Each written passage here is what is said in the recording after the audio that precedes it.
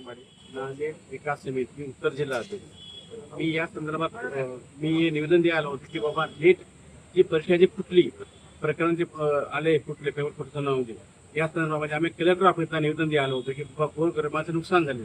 या संदर्भामध्ये तुम्ही काय पाहू शकता.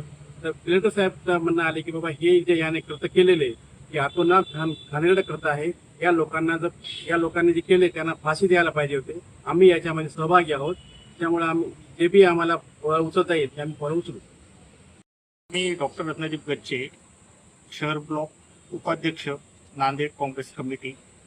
आम्ही संजय वाघमारे साहेब आमचे नांदेड विकास समितीचे शहर अध्यक्ष आहेत आणि शहर ब्लॉक अध्यक्ष पण आहेत काँग्रेस कमिटीचे. यांच्यातर्फे आम्ही निवेदन देण्यासाठी आलो की जी नीटची एक्झाम आहे 12वीची, जी पेपर फुटीमुळे जे शैक्षणिक नुकसान झालं आणि ती परीक्षा आणि त्याचे जे निकाल येणार होते ते रद्द झालेले आहेत. त्याच्यामुळे जे अतोनात नुकसान जे आहे, शैक्षणिक नुकसान विद्यार्थ्यांचं 12वीच्या, ज्यांनी रात्रंदिवस अभ्यास करून घाम गाळून पैसा खर्च करून शैक्षणिक अभ्यासक्रम लावून ट्युशन्स लावून पैसे खर्च केला, याच्यामध्ये त्यांना जो मानसिक ताप झालेला आहे, याच्यामुळे जे देशाच्या विद्यार्थ्यांचं 22 लाख विद्यार्थ्यांचं नुकसान झालं, हे अतिशय गंभीर बाब आहे. सरकारला याबद्दल कठोर पावलं घ्यावं लागतील. आम्ही आयुक्त साहेबांना निवेदन दिलेलं आहे, जिल्हाधिकारी साहेबांना.